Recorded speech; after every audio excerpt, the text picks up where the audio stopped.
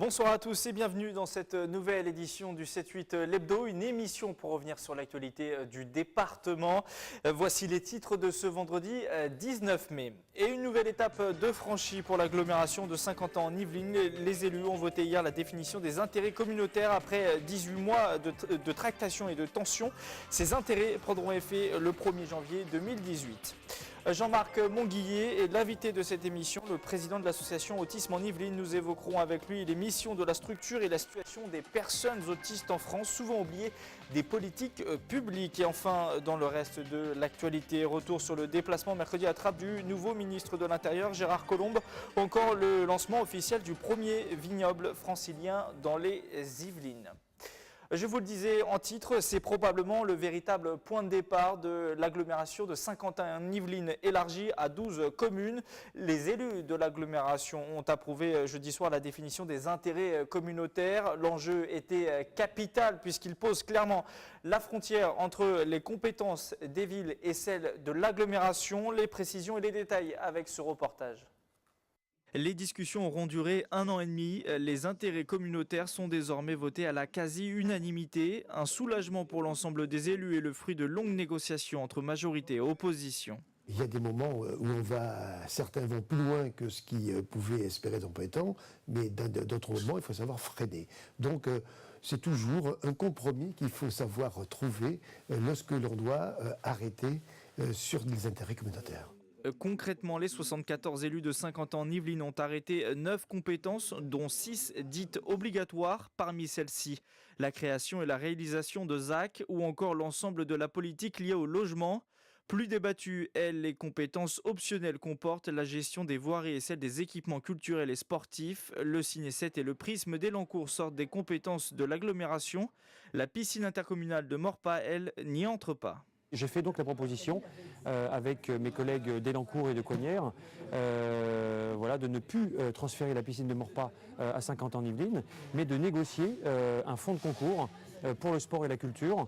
Donc il y aura bien une piscine qui sera intercommunale, non pas communautaire, intercommunale, construite par les 3 villes sur le territoire de Morpas, mais avec l'aide financière de Saint-Quentin-en-Yvelines au travers d'un fonds de concours. Ce nouvel outil financier pour la construction de la nouvelle piscine sera soumis au vote des élus à la fin du mois de juin. Les intérêts communautaires prendront, eux, effet à partir du 1er janvier 2018. On poursuit cette émission avec notre invité de ce vendredi, Jean-Marc Monguillet. Bonsoir. Bonsoir. Vous êtes le président d'Autisme en Yvelines, une association spécialisée dans l'accompagnement des personnes autistes de tout âge dans le département. Je cite là dans le texte ce qui est écrit sur votre site internet. Ça, c'est pour la présentation. Du côté concret, que faites-vous? Qu'est-ce que vous proposez justement quand vous parlez d'accompagnement des personnes autistes? Alors effectivement, nous sommes depuis 26 ans spécialisés dans l'accompagnement de personnes autistes dans les Yvelines. Nous accompagnons 145 jeunes de 3 ans à 56 ans, parce que pour nous c'est toujours des jeunes. Et il y a 140 professionnels à leur côté qui les accompagnent tous les jours. Alors votre principale mission, c'est de gérer des établissements qui sont au nombre de 4, c'est ça? On a 3 établissements et un service, mais notre mission c'est d'être développeur de services. Et quand on réussit à mettre en place un service, c'est de le gérer avec des professionnels, et c'est aussi d'être militant avec les familles pour faire avancer les droits. Alors, vous le disiez, 3 établissements et un service qui sont pour des personnes de tout âge, donc il y a des établissements pour des personnes, pour des jeunes enfants, d'autres pour des adultes. Absolument. Nous, on parle de parcours de l'autisme, à partir du moment où un jeune est diagnostiqué, c'est vers 2-3 ans, un long parcours se dessine devant lui et il faut l'accompagner à chaque période et mieux gérer chaque âge charnière. Donc au début ça commence à l'école, donc le bon service qui accompagne le jeune en inclusion scolaire, ça s'appelle un CESAD, c'est un peu technique mais c'est comme ça, et on a un CESAD de 75 places. Ici, près d'ici à Montigny-Bretonneux, il y a une première ULIS qui a été créée il y a 15 ans. Et puis, plus récemment, on en a créé une à Elancourt, mais on y reviendra, je crois. On a un IME, Institut médico-éducatif à Carrière-sous-Poissy, de 30 places, et on a un foyer de vie pour adultes autistes et vieillissants aux Allées-le-Roi. Donc ça fait 145 personnes. Absolument. En tout. Alors, ma question va peut-être vous paraître un peu bête, un peu naïve, mais est-ce que ça répond aux besoins du département sur les personnes autistes? Ça répond, vous vous doutez de la réponse, ça répond absolument pas aux besoins, les besoins sont immenses. Il y a 400 000 personnes autistes en France. Le taux de prévalence et le nombre de personnes autistes qui naissent tous les ans, c'est 1%, voire 1 pour 80. hein, et les besoins sont largement supérieurs par rapport aux moyens mis en place. On a progressé année après année, mais c'est loin d'être suffisant. Par exemple, sur le département des Yvelines, vous sauriez un nombre qui serait satisfaisant de places disponibles, sans avoir un chiffre précis évidemment, mais vous avez une C'est idée? quelques centaines. Quand on dit places disponibles, c'est soit places disponibles dans des structures fermées, foyer d'accueil médicalisé ou IME, ou dans des structures plus ouvertes, inclusion scolaire, mais en gros c'est quelques centaines. Et les besoins c'est quelques milliers. Donc il y a un facteur 10 entre les deux. Vous diriez qu'on est sur un département, même si l'offre est insuffisante, plutôt bien fourni sur la question, ou au contraire en dessous de la moyenne nationale? Est-ce que vous avez un regard là-dessus sur l'ensemble On a du même deux territoire? regards. Nous on pense qu'on n'est absolument pas bien fourni, mais tout est relatif, hein. Et vu de la région Île-de-France, les Yvelines, c'est le département le mieux fourni. Alors, vous le disiez il y a quelques secondes, il y a une nouvelle structure qui a ouvert ses portes récemment à Elancourt pour accueillir des enfants autistes dès la maternelle. Est-ce que d'autres projets qui sont, j'imagine, bons, puisque la prise en charge, plus elle arrive tôt, mieux c'est pour les enfants. Est-ce qu'il y a d'autres prises en charge de ce genre qui vont se faire dans l'avenir, d'autres centres qui vont ouvrir? Tous les 5 ans, il y a un plan autisme qui est décidé par le gouvernement. Le plan autisme 3 qui vient de se terminer là maintenant a décidé de créer une UEM, unité d'enseignement maternel, par département. Alors évidemment, les Yvelines, ce n'est pas la même chose qu'un département plus rural, les besoins sont supérieurs, mais la première UEM a été ouverte à Elancourt à la rentrée scolaire dernière. Il y en aura une deuxième au Mureau, et c'est effectivement la meilleure solution, parce qu'on accueille les enfants très jeunes, à 3 ans, c'est entre 3 et 7 ans, il y a 7 enfants, et c'est la meilleure structure, parce que c'est adapté, parce qu'il y a des professionnels spécialisés et parce que c'est dans un établissement ordinaire. Donc c'est excellent pour ça. Combien d'enfants sont scolarisés à Elancourt? 7. 7, donc j'imagine que la liste d'attente là aussi doit être Elle était longue énorme. pour, Il y a même des familles qui ont des déménagé années à exprès pour aller à Elancourt parce que c'est la meilleure solution. Alors, vous le disiez tout à l'heure, on estime aujourd'hui que les chiffres, vous disiez 400 000 personnes aujourd'hui sont atteintes de troubles d'autisme. Moi, j'avais 650 000. Ça prouve que les chiffres sont difficiles à établir. Tout à fait. Bref, du coup, c'est sujet à beaucoup de clichés, ça a beaucoup d'idées reçues. Et puis, finalement, on ne se pose pas la question la plus simple. Mais qu'est-ce que c'est l'autisme? Est-ce que vous pourriez définir ça en quelques mots, vous? Très rapidement, même si j'imagine qu'on pourrait vous laisser une demi-heure. C'est impossible de définir en quelques mots. L'autisme, ce n'est pas une maladie. Hein. L'autisme, c'est un handicap. On ne guérit pas de l'autisme. On peut progresser, on peut gagner en autonomie, mais l'autisme, c'est un handicap. Voilà. Et donc, effectivement, plus tôt on le détecte, plus tôt on diagnostique, mieux on est armé pour aider le jeune à gagner en autonomie et à gagner en inclusion dans la société, que ce soit à l'école, que ce soit au travail. Alors justement, là aussi, comment on peut détecter peut-être un début d'une forme d'autisme chez un enfant? Est-ce qu'il y a des signes qui permettent de voir ça un peu à l'avance? Absence de parole, gestes stéréotypiques, absence de regard, absence de communication. Tous ces signes-là, le pédiatre devrait être capable de le faire. Mais le médecin pédiatre, il faut savoir que la formation sur le trouble autistique, pendant ces 10 ans de médecine, c'était quelques heures. Donc on a un vrai déficit de diagnostic précoce, et c'est parce qu'on n'arrive pas au niveau national à détecter suffisamment précoce que derrière c'est plus compliqué. Il y a aussi, il faut le rappeler, peut-être le souligner, c'est important, mais différentes formes d'autisme, tout à différents degrés, ils ne se valent pas tous. Certains sont quasiment peu perceptibles et les gens, on ne le voit pas forcément, on n'arrive pas à le déceler. Oui, c'est vrai. On ne parle pas d'autisme, on parle de troubles du spectre autistique. Hein. Donc ça va évidemment de premier autiste qui a démocratisé la cause, hein, qui est le Rain Man, hein, le film. Mais ça, c'est des autistes dits haut niveau, hein, Asperger. Hein, mais il y a tout le spectre autistique. Il y a des autistes qui ont d'autres handicaps. Et là, c'est beaucoup plus sérieux.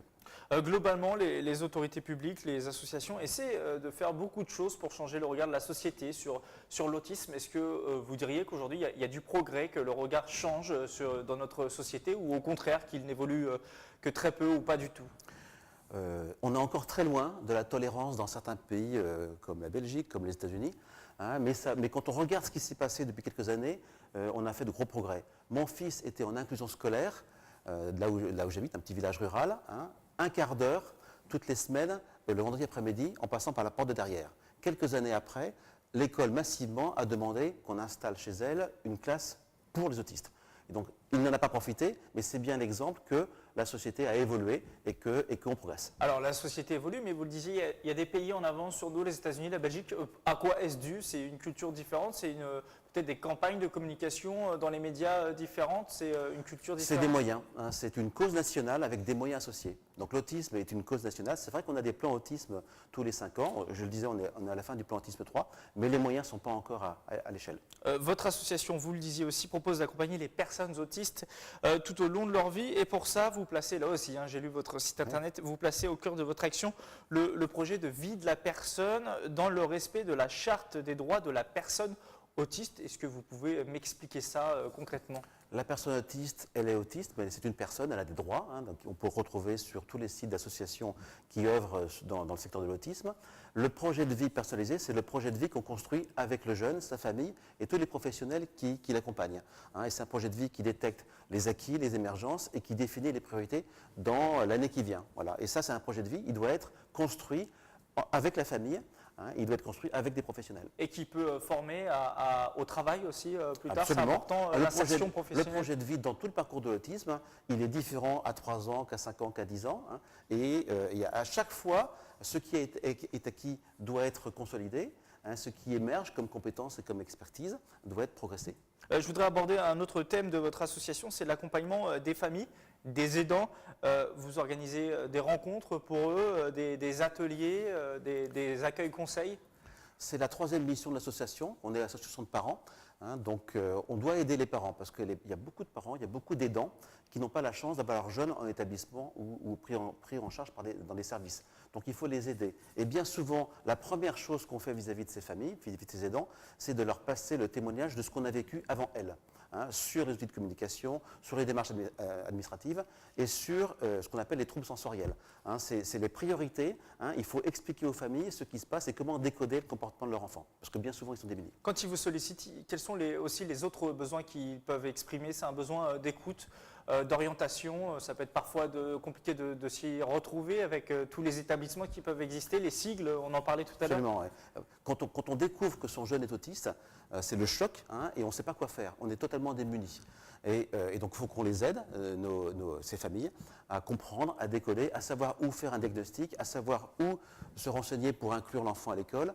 Et ça, c'est beaucoup de travail. On a à peu près 100 familles tous les ans qui nous contactent au travers du site internet, et on est prêts, nous qui sommes passés par là, à les aider. On disait que les personnes autistes étaient parfois oubliées des politiques publiques, qu'il manquait des places. Est-ce que leurs familles, les aidants, on peut les mettre dans ces catégories-là aussi, enfin cette catégorie-là des oubliés? Non, on ne peut pas dire ça parce que dans les plans autisme nationaux, il y a eu des actions pour les aidants. La région Île-de-France a mis en place des aides. D'ailleurs, elle nous a subventionné pour les campagnes d'aide aux aidants. Non, les aidants, ils sont accompagnés. Le CRAIF, le Centre de Retouche Autisme Île-de-France, fait des choses pour les aidants. Il y a beaucoup de choses. Hein. Il suffit juste d'aller sur Google et on trouve tout ça. Sur Google ou sur votre site internet? Ou sur notre site internet, bien sûr. www.autisme-en-yvelines.fr. .org, excusez-moi, juste un petit coup d'œil maintenant sur votre calendrier à venir, puisque vous organisez des conférences, des rencontres. La prochaine, c'est mardi 23 mai, donc la semaine prochaine à Noisy-le-Roi, avec une conférence sur les troubles sensoriels en autisme. Est-ce que vous pouvez nous en dire quelques mots, sans forcément tout dévoiler tout de suite, mais nous parler de ce rendez-vous? Alors nous avec une affiche que vous avez une juste là. affiche qui est là. Hein, montez un petit peu, je la monte un peu, voilà. C'est là. Hein, on organise une série de conférences sur des thèmes, outils de communication, démarches administratives et troubles sensoriels. Hein, et là, c'est à Noisy, c'est le 23 mai, c'est à 20h. Inscription libre, vous allez sur le site de l'association, vous inscrire. Hein, c'est totalement gratuit et vous allez apprendre beaucoup de choses sur les troubles sensoriels qui souvent sont la cause de comportements à problème chez les autistes. Et puis il y a plein d'autres rendez-vous qu'on peut retrouver sur le site internet www.autisme-en-yvelines.org. Merci Jean-Marc Monguillet d'être venu en plateau. Merci à vous. Merci. On poursuit tout de suite cette émission avec le reste de l'actualité de la semaine.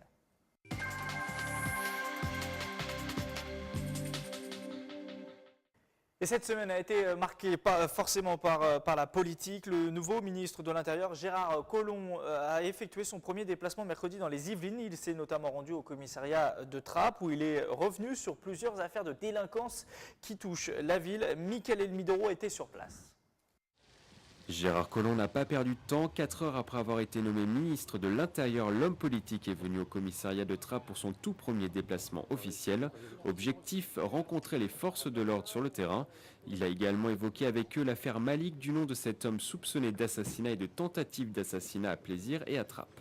Je pense que c'est quelque chose évidemment de dramatique, qui est extrêmement grave, et plutôt que d'aller visiter des lieux où effectivement il n'y a pas de difficulté, j'ai souhaité venir ici pour me faire expliquer la problématique, ce que font les enquêteurs et comment on va arrêter le plus vite possible ce criminel.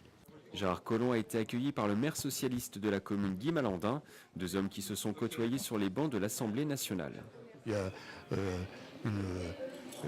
un plaisir humain dans la rencontre. Après que le ministre de l'Intérieur ait choisi de venir ici, je le prends comme une préoccupation par rapport à un événement familial qui s'est passé, qui n'est pas un événement de la ville. Pour l'accueillir également, une dizaine de militants de La République En Marche. Pour eux, cette visite de 20 minutes est un signe fort envoyé par le nouveau gouvernement. Tout de suite au travail, comme disait le président. Dès sa nomination, il est venu à Trappes pour nous soutenir, c'est très bien. Au moins, on voit l'acte. Il n'y a pas de parole, on voit l'acte direct là. Ça, c'est très bien, moi, je trouve.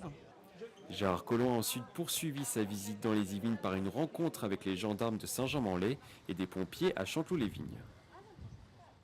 À Trappes, toujours, les représentants locaux du PS, du Front National et des Républicains étaient appelés à débattre mercredi soir avec la Fédération du bâtiment Yvelines. La soirée était articulée autour de 112 propositions établies par la Fédération dans le cadre des élections législatives. Un reportage de Stéphane Servant. Après la présentation des 112 propositions du BTP, les candidats présents avaient à chaque fois un temps pour répondre et faire leurs propositions aux professionnels du bâtiment. Devant un public attentif, ils ont les uns après les autres exposé leurs idées et fait part de leur soutien à un secteur important de l'économie locale. Le bâtiment représente en effet 50 000 entreprises, mais aussi 15 000 PME et 35 000 artisans. Dans leur quotidien, les artisans et chefs d'entreprise du bâtiment souhaitent avant tout qu'on leur simplifie la vie. Et ils semblent avoir été entendus par les candidats. Principale demande, le besoin de simplification administrative. Réponse des candidats. Aujourd'hui, pour réaliser un chantier, toutes les autorisations en amont et toutes les contraintes pour réaliser sont telles qu'on démobilise, je dirais, les entreprises. La concertation et la simplification pour les entreprises du bâtiment me paraît être un point très important déjà. Alors ce n'est pas les seuls, parce qu'il y a en même temps tout ce qui concerne la formation et aussi l'apprentissage. C'est créer un guichet unique pour les formalités administratives pour toutes les TPE-PME qui sont très nombreuses dans le secteur du bâtiment. De la crainte aussi exprimée à l'heure du débat sur les travailleurs détachés par le développement d'une économie à 2 vitesses, fondée sur le dumping social et la précarisation de l'emploi. Un débat de très bonne tenue où l'on a regretté l'absence du candidat de La République En Marche.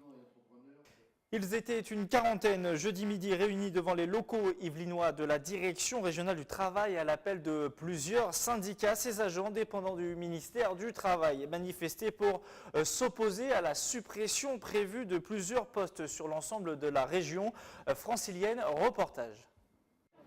Tract à la main, autocollant sur la veste, ces membres de la CGT essaient tant bien que mal d'interpeller les passants près de la gare de Montigny-le-Bretonneux.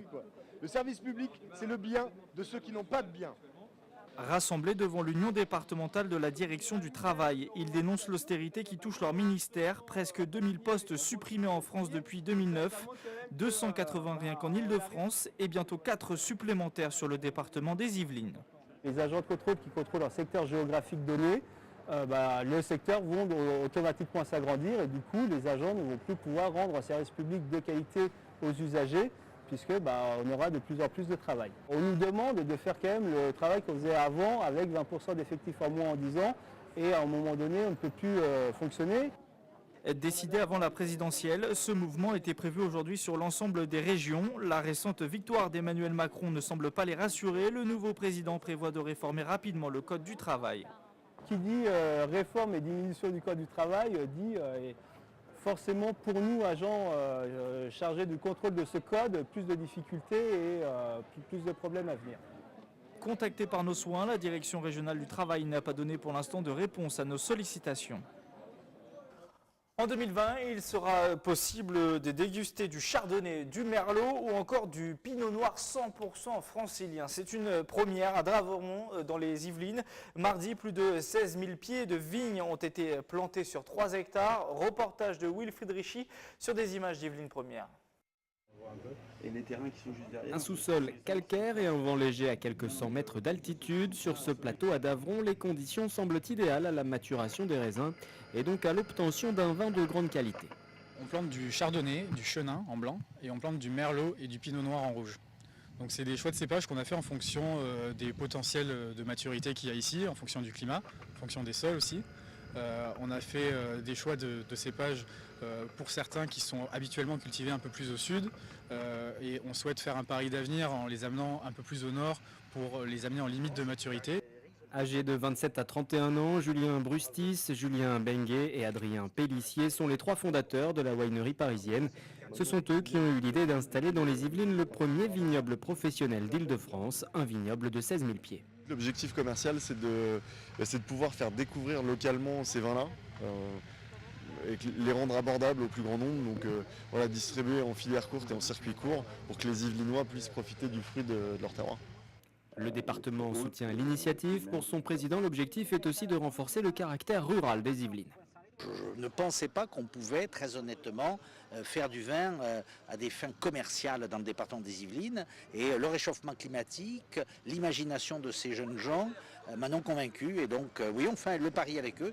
Et je suis convaincu que ce sera un pari gagnant. Les premières vendanges sont attendues pour 2020. Si l'essai est concluant, l'exploitation pourrait atteindre les 26 hectares. Un rendez-vous à noter maintenant dans vos agendas. Le centre horticole d'enseignement et de promotion, aussi appelé le CHEP, participe samedi à la 11e édition de la Fête de la Nature. De nombreuses animations autour des animaux sont prévues et notamment sur les pouvoirs magiques des animaux. Mercredi, nous recevions à ce sujet Laurent Carl, le directeur de l'établissement. Regardez. Le faucon pèlerin, par exemple, 390 km/h. 390 voilà. km/h. Et si ça c'est pas un super pouvoir, voilà. Également un autre petit indice, on connaît pour les initiés au moins la bardane. Les fruits de la bardane, c'est ce qui a inspiré l'inventeur du velcro. Voilà. D'accord. C'est également un super pouvoir. Voilà. Et puis je ne vais pas forcément tout dévoiler aujourd'hui, mais quand on parle également de l'orage, des éclairs, cette énergie monumentale qui en quelques secondes se déchaîne, c'est également assez fabuleux quand même. Un autre rendez-vous à noter dans vos agendas musicaux, cette fois-ci avec la nouvelle création de la compagnie Pavé Volubile, c'est Rise Up, qui est à découvrir à la ferme de Bel-et-Bas ce samedi 20 mai. 55 minutes précisément pour voyager à travers des contes et récits afro-américains, une réflexion aussi sur le racisme et l'esclavage, un reportage réalisé par Patrick Jacques de Dixmude et Melinda Correa. Cats and cats, all cats are cats. Blanc, noir au chocolat, tous les chats sont des chats. Un ton joyeux, des visages souriants, une contrebasse entraînante. Avec Rise Up, Praline Guépara et Hélène Labarrière parlent de manière facétieuse du racisme et de l'esclavage. Rise Up, si on veut le traduire, c'est soulevez-vous. Et c'est aussi un mot-clé de plein de mouvements de protestation aux États-Unis, sur plein de pages qui sont les Black Lives Matter, le Ferguson, le théâtre. Comme tout spectacle vivant, comme toute création, a comme but ultime que les gens se posent des questions. C'est pas à nous de donner les réponses. Excuse-moi frère, je ne t'avais pas vu. Ouais, c'est ça. Dis que je suis trop noir pour qu'on me voie dans la nuit. Et puis j'ai pas de frère comme toi, espèce de châtaigne, passé à l'eau de Javel. Des récits de tradition orale, des contes afro-américains et caribéens, Rise Up est un aboutissement de 30 ans de travail. Le jazz, musique emblématique de la traite négrière, a aussi toute sa place. Donner à entendre les mots qui ne sont pas dits et puis de donner aussi une dimension poétique qui est ailleurs, hein, une autre, que la musique raconte aussi une histoire qui n'est peut-être pas la même. Et à faire entendre l'histoire, c'est le principal déjà, c'est transmettre l'écrit, puisque c'est quand même ça au départ, c'est conte, hein, donc on ne peut pas oublier. Et puis on ajoute dessus une dimension peut-être théâtrale, mais l'exigence c'est le conte, la restitution du conte. Il ne faut pas que la mise en scène mange l'histoire. Adultes ou enfants, les lectures sont multiples. Rise Up ou la démonstration que l'esclavage appartient à notre histoire commune.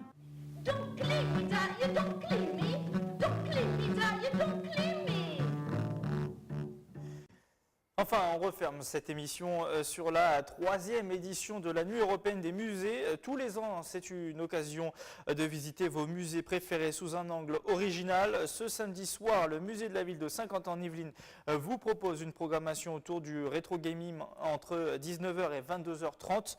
Le musée national de Port-Royal des Champs à Magny-les-Hameaux participe également à l'événement avec un concert promenade pour fêter la musique du XVIIe et XVIIIe siècle. Toutes les informations sont à retrouver sur le site kiosque.sqy.fr. C'est la fin de ce 7-8 l'hebdo. Merci de nous avoir suivis. Retrouvez tous nos reportages en replay sur tvfil78.com. Bon week-end à tous et à la semaine prochaine.